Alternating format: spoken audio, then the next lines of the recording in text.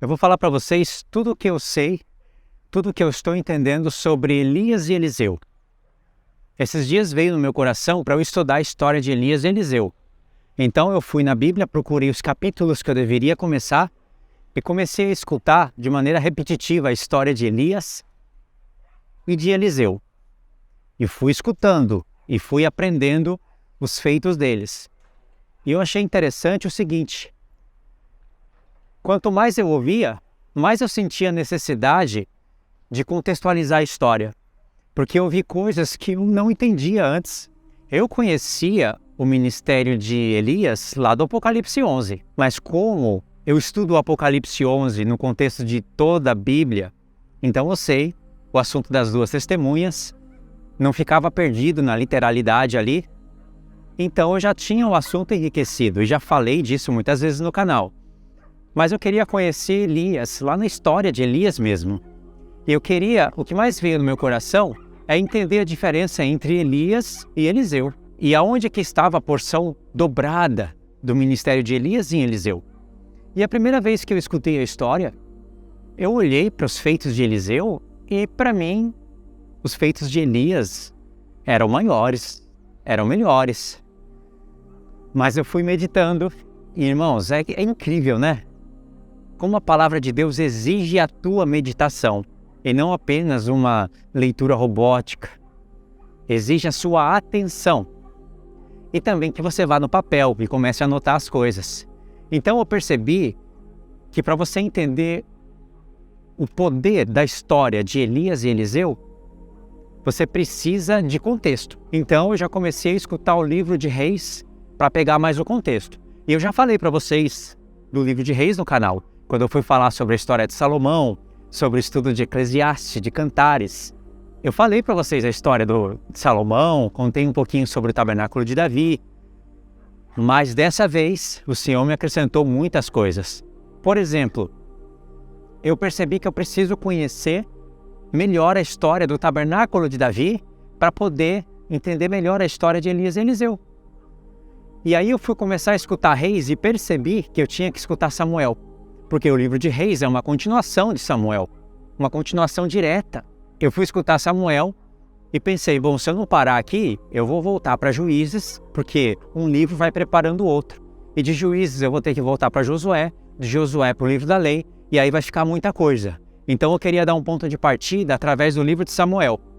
Embora eu não vá focar muito aqui no livro de Samuel. Eu tenho um estudo já planejado para isso. Só que eu quero dar uma introdução com as minhas palavras, num assunto geral, sem texto, sem cola, sem nada, para a gente ir meditando. E aí eu percebi coisas no livro de Samuel que eu não sabia antes. Eu sabia, mas não com exatidão. O tabernáculo de Davi é uma coisa que a gente precisa aprender, irmãos. Isso está no Novo Testamento. Em Atos 15, aliás, eu já fiz vários vídeos sobre esse ponto. Se você usar bem Atos 15 e entender o que Tiago está falando sobre o tabernáculo caído de Davi, que Deus prometeu restaurar das suas ruínas, e meditar bem naquele contexto, só com isso você derruba a linha pré-tribulacionista no chão e pisa nessa serpente venenosa. Porque essa linha é uma serpente venenosa. Você coloca qualquer pastor pré-tribulacionista infiel na parede. Mas o objetivo nem é esse. O objetivo é a gente estudar e entender o que Deus está falando com as profecias do tabernáculo de Davi. E aí eu percebi que tem profecias onde a expressão tabernáculo de Davi aparece. Que é em Amós. Mas aonde? É em Amós e eu não lembro outro profeta, mas vai aparecer no Novo Testamento. Mas só que a expressão tabernáculo de Davi, ela vem junto com outras expressões. Por exemplo, casa de Davi. Você tem que olhar para essa expressão. Casa de Davi, tabernáculo de Davi. E aí, quando você olha para o templo de Salomão, você está olhando para o tabernáculo de Davi. E a gente não sabe disso, mas está olhando. Aí eu percebi o seguinte, que o tabernáculo de Davi, ele foi levantado em 3 fases. E a queda dele é em 2 ou em 3 fases. Eu ainda estou vendo direitinho para ensinar isso com mais precisão. Mas é por aí. As 3 fases do tabernáculo de Davi são incríveis. Você precisa do livro de Samuel para você pegar a primeira e a segunda fase, e o livro de 1 Reis para você pegar a terceira fase. E aí depois, no próprio livro, no 1 Reis, já vai estar falando da queda.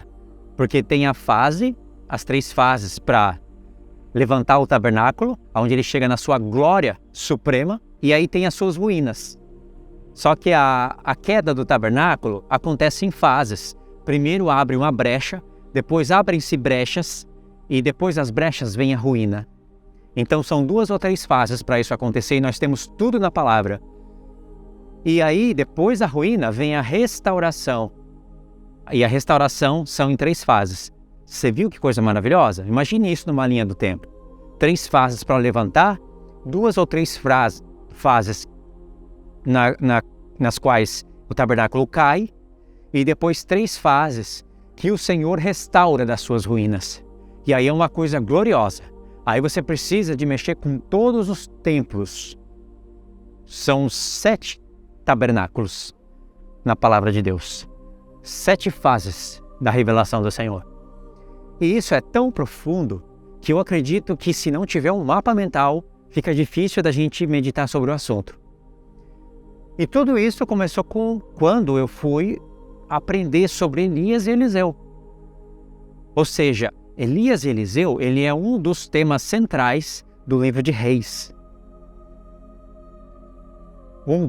Porque o primeiro tema central é o tabernáculo de Davi na sua terceira fase na ascensão. Depois, como abre-se a brecha, e aí começam a abrir brechas, e vem a queda, não a queda total, mas já começa a cair, aí Deus coloca Elias e continua a história com Eliseu, para a gente pegar a revelação. Só que, quanto mais você estuda, mais revelação vem. Entre Elias e Eliseu, Deus colocou o rei Jeú. Pode perceber isso. A primeira vez que o Senhor vai falar de Eliseu, ele coloca Jeú entre Elias e Eliseu. E isso é muito revelador. E aí você vê agora que já são 3 personagens. Elias, Jeú e Eliseu. Mas aí você começa a buscar mais personagens, porque onde tem Elias, vai ter Jezabel. Então tem Jezabel, tem Acabe. E onde tem Jezabel e Acabe tem falsos profetas. E Deus mesmo monta essa história para o tempo do fim. Isso que é maravilhoso. Ou seja, as instruções são muitas. Aí então, o livro de Samuel é o que prepara tudo isso para a gente. Por exemplo, Samuel, ele foi um juiz do povo, um grande juiz, mas foi o primeiro juiz a ungir um rei. Então, por isso que tem esse destaque. Ele ungiu o rei Davi. Primeiro ungiu o rei Saul, depois ungiu o rei Davi. Então, primeiro juiz a ungir um rei. Ou seja, o livro de Samuel prepara a fase dos reis de Israel. E o que prepara o livro de Samuel são os juízes, ou seja, o livro de Juízes. E o que prepara a temporada dos juízes é o livro de Josué. E aí, antes de Josué, você precisa ler o livro da lei para entender toda a história, certo? Mas, como eu disse, fica muita coisa para pensar, é bom ter um ponto de partida a partir do livro de Samuel. E aí é dentro do livro de Samuel que você vai ver a expressão casa de Davi aparecendo. A casa de Davi, a gente não sabe muito bem o que aconteceu, pelo menos eu não sei, mas alguma coisa aconteceu lá no tempo de Saul, em que as 12 tribos estavam divididas em casa de Israel e casa de Judá. A primeira vez que as 12 tribos se dividiram não foi lá com Salomão, foi com Saul. Então tinha briga entre as 2 casas. Aí o primeiro livro de Samuel, ele vai focar na história de Davi. Assim, Davi foi ungido rei antes de tudo, né? E aí vai mostrar Davi com Saul, Saul ali com amizade com Davi, e depois vai mostrar a inveja de Saul com Davi, a perseguição que Saul vai fazer contra Davi, e aí vai ter briga entre 2 tribos. Entre a casa de Davi e a casa de Saul vai ter uma guerra estendida. Você vê que a tribo de Benjamim, que é a tribo de Saul, e a tribo de Judá, que é a tribo de Davi, vão entrar em briga. E essa briga vai durante muito tempo no livro de Samuel. Mas lá no futuro, essas 2 tribos vão se unir, vão se tornar um reino. Aí Judá e Benjamim vão se unir e vai se tornar um reino que vai brigar contra a casa de Israel. sempre vai ter briga entre o povo de Deus, entre as tribos. Só não acontece essa briga quando elas estão unidas. E quando elas estão unidas, sempre tem textos proféticos para nós. Então vocês estão entendendo mais ou menos a história? O primeiro livro, ele vai colocar essas bases para a gente entender. Davi sendo ungido rei. Sabe, aquelas conquistas de Davi, Davi se tornando um grande general para Saul. E Saul ali, muito feliz com Davi. Aí depois Saul, vocês sabem, ele é um rei ruim, um péssimo rei. E aí ele começa a perseguir Davi. E aí Davi começa a fugir para lá, fugir para cá. O primeiro livro foca mais nisso. Agora o segundo livro já mostra Davi, é que eu não estou com as minhas anotações, né? O primeiro livro ele vai mostrar Davi com a sua casa. Ou seja, Davi da tribo de Judá, e você vai ver que já uma casa de Davi começa a se estabelecer. Essa é a primeira fase. E aí, no segundo livro, você vai ver que há guerra entre a casa de Davi e a casa de Benjamim, a casa do rei Saul, que é a tribo de Benjamim, né? E aí a segunda fase desse tabernáculo, você vai ver, é quando Davi, sendo judeu, e ainda não tendo as 12 tribos com ele, ungido primeiro rei de Judá e depois rei de todo Israel. Aí que estão as fases. Quando Davi foi ungido rei em Judá, aí ele pega a Arca da Aliança e ele traz para sua tenda. Ou seja, casa de Davi, tenda de Davi, tabernáculo de Davi. Aí estão as fases. Aí na segunda fase, Davi tem uma tenda, a Arca da Aliança está lá com ele, e ele se torna rei das 12 tribos. Há uma história ali bem pertinho, os textos, né, um do outro, e ele é ungido rei das 12 tribos. Ou seja, as 12 tribos voltam a se tornar um povo só. E a Arca da Aliança está na tenda de Davi. Essa é a fase 2 do seu tabernáculo. Aí Davi fala que quer edificar uma casa para Deus. E Deus começa a fazer uma conversa com Davi, né? Tem um trocadilho ali das palavras de Deus com Davi. E Deus fala, Davi, você quer me edificar a casa? Eu que vou te edificar uma casa. E quando Deus fala que Deus vai edificar uma casa para Davi, aí tem dupla revelação. Porque Deus edificou uma casa para Davi, sim, é o tabernáculo. Só que Deus ainda permite, sim, Davi dar uma casa para Deus. Só que quem iria edificar é o filho de Davi. De maneira que Davi, o filho de Davi, edificando uma casa para Deus, é Cristo edificando a casa para o Pai. E ao mesmo tempo o Pai edificando uma casa para o Filho. Ou seja, o Pai dando realmente um tabernáculo para Davi, a casa de Davi.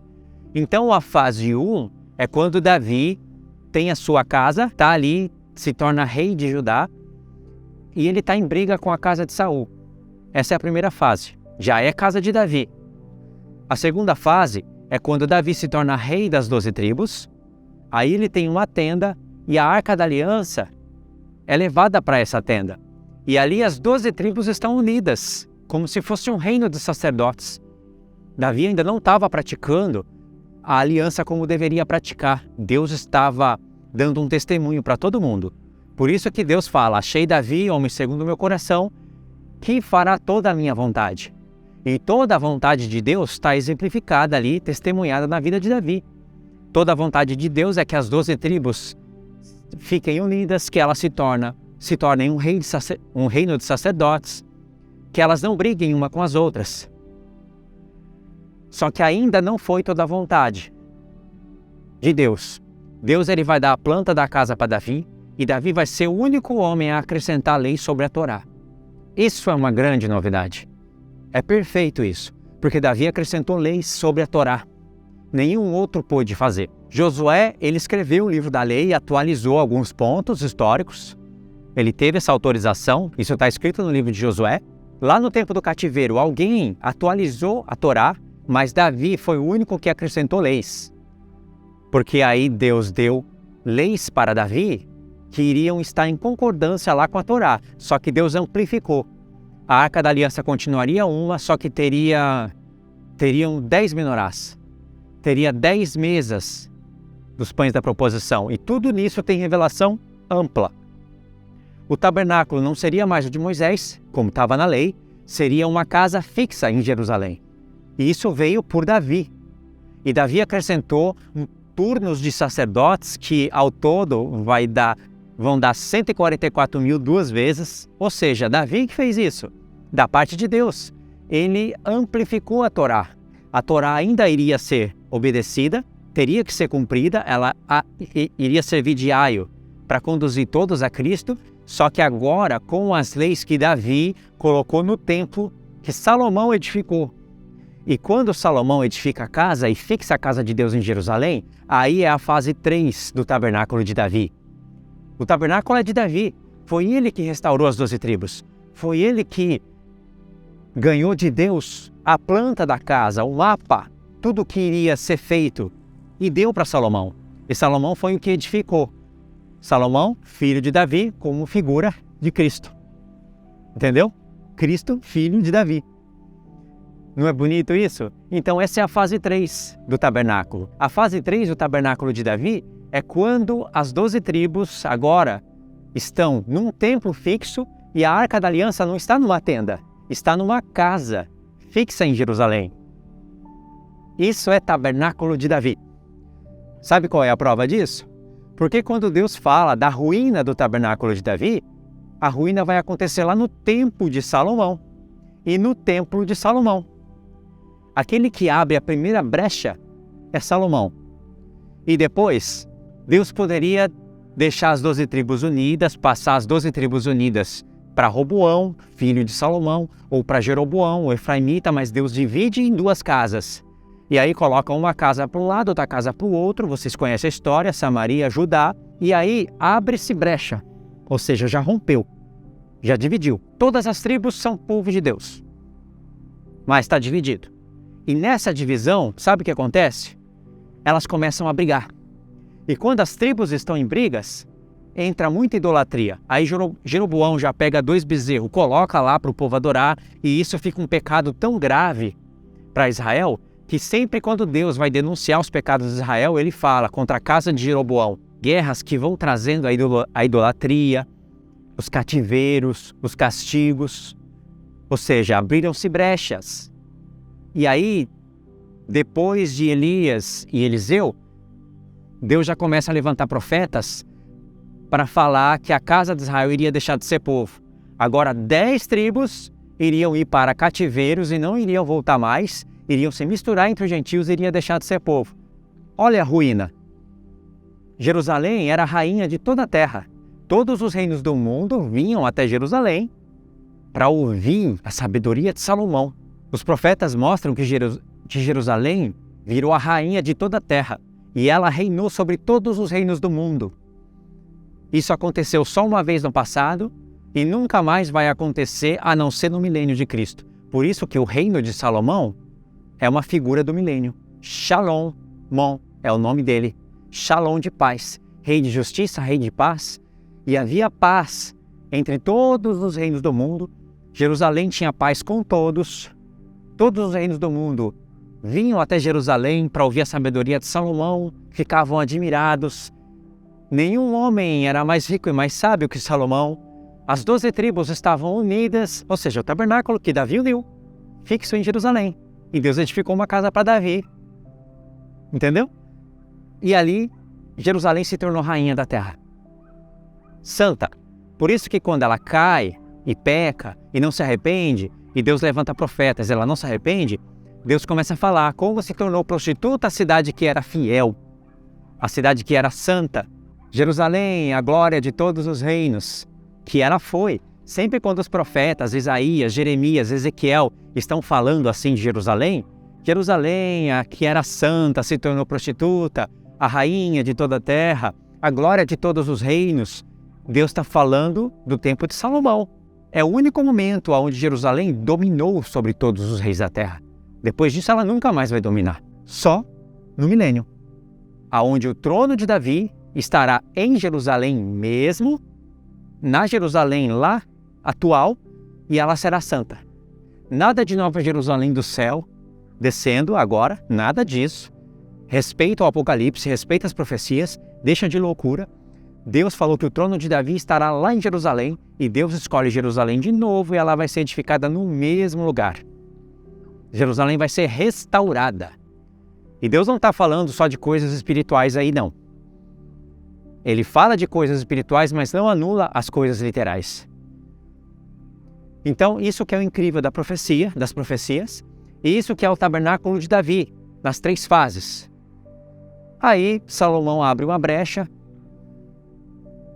as casas se dividem, elas começam a brigar, começam a entrar em prostituições, ou seja, abre-se brechas agora, começa a abrir rachaduras, até que Deus tem que lançar a casa de Israel para longe da presença dele. E aí vem a queda. Quando Elias e Eliseu são levantados, ainda a casa de Israel é povo. Mas aí Deus usa daquele contexto para profetizar o futuro. Entendeu como é importante conhecer a história? E aí foi a ascensão do reino e a queda, né? Só que a queda mesmo, para você entender realmente toda a ruína, você precisa do livro de Esdras e Neemias. Que coisa, né? Como Deus é profundo nas profecias. Mas enfim, resumindo aqui, aí eu percebi que eu preciso de tudo isso para eu entender o porquê que Deus está colocando aquele foco na história. Porque o livro de Reis, o livro de Samuel, ele mostra pra gente, então, Davi se tornando rei das 12 tribos, unindo elas e formando uma casa, uma tenda. Aí vem fase 1 e fase 2 do seu tabernáculo. Ou seja, a casa de Davi vai amplificando. Era uma casa, né, os judeus, depois vira as 12 tribos numa tenda e depois vai lá fixado em Jerusalém, na casa que Deus deu para Davi, a planta para Davi, para o filho de Davi edificar, e ali é a casa de Davi, o tabernáculo de Davi. Aí o livro de Reis vem para mostrar como foi a edificação. Pode ver os primeiros capítulos, vai dar continuidade na história de Israel, né? Vai mostrar Salomão tomando o reino, Salomão vai pôr tudo em ordem, tem umas histórias bonitas ali nos primeiros capítulos. Aí depois vai mostrar Salomão edificando o reino, fazendo aliança com os reis. E até o jeito em que Deus vai mostrando para a gente como foi edificada a casa, literal, fala a respeito de nós, da casa espiritual. Isso é muito bonito. E aí Salomão vai edificando, vai terminando o trabalho, e quando ele termina o trabalho, ele faz uma oração profética, linda, profunda. E aí você já vê Jerusalém sobre todos os reinos da terra. Esse é o tabernáculo de Davi. E aí, a partir do capítulo 10, 11, vai mostrar agora o outro lado da história. A brecha, as brechas e a ruína. E aí vem preparando a história para Elias e Eliseu. Quando você vai estudar a história de Elias e Eliseu, começa lá em 1 Reis capítulo 17. É a primeira vez que entra Elias. E Elias já entra fechando os céus, por 3 anos e meio. Por que Elias faz isso? Eu sei, Elias entra no capítulo 17, ele já aparece fechando o céu. Mas pode olhar no capítulo 16, lá no finalzinho. Quando Acabe casa com Jezabel, aí entra Elias. Entendeu? E Jezabel, ela é acusada na história de Elias de exterminar os profetas de Deus, de perseguir e matar os profetas de Deus, e ela ainda quis matar Elias. Aí nessas histórias de Elias, são coisas profundas, tem que meditar, ponto por ponto. E aí a história de Elias prepara a história de Eliseu, que é profunda. Agora eu sei o porquê. Eliseu tem porção dupla de Elias. Vou falar num próximo vídeo, é uma coisa linda. Só que tem que ler textos, sabe? Eu tô falando aqui um geral da história, mas tem que ler os textos. Mas agora eu entendo por que Eliseu tem a porção dupla de Elias. Isso tem tudo a ver lá com o tempo da grande tribulação e o tempo do deserto, que é uma mensagem que a maioria não conhece. Tem no canal, tem em outros canais. Aí o povo chega no meu canal, escuta eu falando, que deserto é esse? Não pergunta, não vai atrás, não busca link. É só quem é interessado mesmo. Por isso que não são todos que vão para o deserto. Estão entendendo? E aí, a história de Elias, ela vai de 1 Reis, capítulo 17, até 2 Reis, capítulo 1. E aí depois entra Eliseu. Eliseu entra em 2 Reis capítulo 2. Só que Deus já dá uma pontinha de Eliseu lá em 1 Reis capítulo 19. Eliseu só vai entrar em 2 Reis capítulo 2.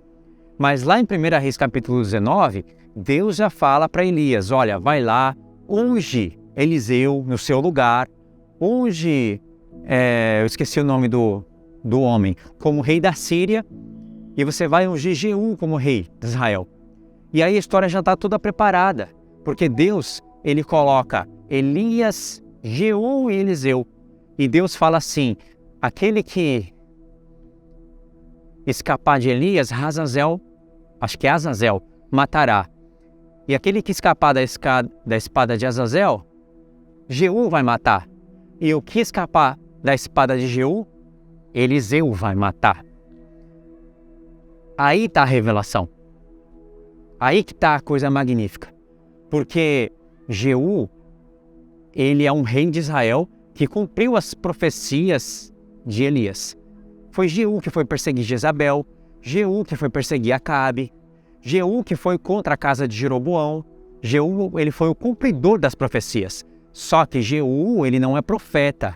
Jeú, ele usou uma espada literal. Homem valente de guerra. Só que Eliseu não usou espada. Você vê que Elias não usou espada. A espada de Elias era a palavra. Jeú usou a espada, e Jeú não foi profeta, não profetizou nada. Mas Jeú foi o executor da palavra. E Eliseu não usou a espada literal. Ele usou a espada espiritual. Mas Deus fala numa profecia só. Aquele que escapar de Elias, Azazel mata. Aquele que vai escapar de Azazel, que é o rei da Síria. Está falando dos pecadores do povo, né? Aquele que escapar, Jeú vai matar. E o que escapar da espada de Jeú, Eliseu vai matar. Mas como que Eliseu mata? Através da profecia. Eliseu profetiza e acontece. E aí a história é muito linda. Pode ver que nessa introduçãozinha aqui, eu não falei sobre as diferenças entre Elias e Eliseu. Eu vou falar no próximo vídeo.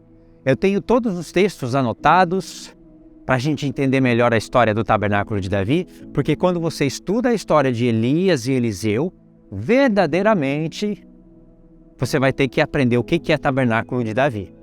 E isso é obrigação, não é luxo. Não é só para mestre.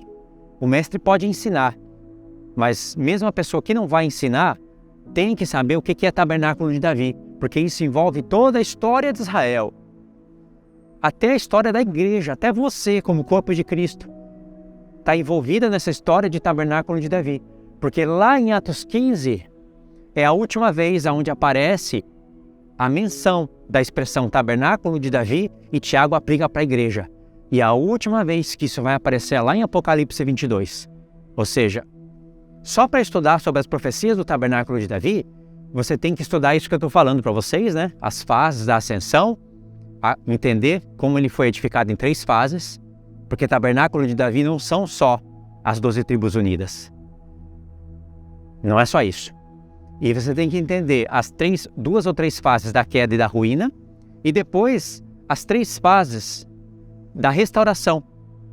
Porque quando Deus fala que vai restaurar o tabernáculo de Davi das suas ruínas, ele coloca Cristo como fundamento da casa de Deus e aí começa a restaurar. Entendeu? Ou seja, tem que estudar a história da igreja, a verdadeira. Não estudar paz de igreja, estudar a história verdadeira da igreja. É isso que nos coloca dentro da profecia.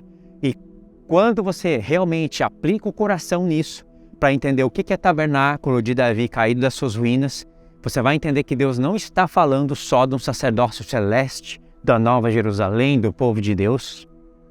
Você vai ver que Deus está falando de uma história que vai acontecer na terra como réplica do que Deus está fazendo para o céu. Porque as 12 tribos, a igreja espiritual, que vai ser um reino de sacerdote para reinar sobre a terra, elas vão ter acesso à Nova Jerusalém e vão reinar sobre a terra. Só que na terra vai ter 12 tribos literais. Vai ter um tabernáculo de Davi, como era na antiguidade, na terra. Mas isso é um assunto muito elevado. É um assunto muito profundo. É um assunto para quem está apto a entender as palavras do profeta Ezequiel e não torcê-las. E não entrar no mundo de espiritualismo. Espiritualizar 280 versos, ou seja, os últimos 8 capítulos de Ezequiel, através de 5 ou 10 textos, no máximo. Catar 10 textos, espiritualizar 280. Como se eu explicando 10 textos e vendo alguma coisa espiritual ali, eu estaria explicando 280 versos, onde Deus fala do templo de Ezequiel, das medidas, das leis, das tribos que estarão na terra, do lugar em que o templo vai ocupar. Ou seja, eu jogo tudo isso embora porque eu creio no mundo espiritual. Ou seja, realmente essa profecia é para quem está apto para as palavras dos profetas. Mas tudo isso já foi ensinado no meu canal. Infelizmente eu tive que apagar muitos vídeos, mas eu vou refazê-los, tá bom? Então, você entendeu? Entendeu o esquema desse vídeo aqui? Eu falei muita coisa, eu sei, é difícil, né? Não tem mapa mental, mas eu falei aqui sobre a história de Samuel, que prepara a história dos reis, aonde nós vamos olhar para a história de Elias, Jeú e Eliseu, e nós vamos enxergar o tempo do fim. E nesse meio, nós vamos ter que aprender o que é tabernáculo de Davi. Eu sei que muitos que me assistem já sabem mais ou menos o que é tabernáculo de Davi. Já ensinei isso, já falei várias vezes. Mas aprenda. Tabernáculo de Davi, ele tem 3 fases. Não é só a casa de Judá. E não são somente as 12 tribos unidas. Envolve também o templo de Salomão. Sabendo que tudo o que acontece no templo de Salomão foi Davi que acrescentou. Ou seja, Davi ampliou a Torá. Ele não mudou, ele ampliou. Agora, as leis do templo de Ezequiel trazem mudanças na Torá. Entendeu? Ou seja, Ezequiel, ele não acrescentou sobre a Torá. Ezequiel, ele traz uma mudança de lei. Fala coisas da nova aliança, obviamente, no livro todo. Mas quando chegar lá no capítulo 40 até o 48, Ezequiel já está falando de coisas que têm relação com o livro da lei, mas que são diferentes no templo de Ezequiel. E templo de Ezequiel não é templo que vai ser edificado na grande tribulação e o anticristo vai profanar. Irmãos, que visão pobre. Meu Deus, isso é uma visão muito atrasada. Não é algo espiritual que é a Nova Jerusalém.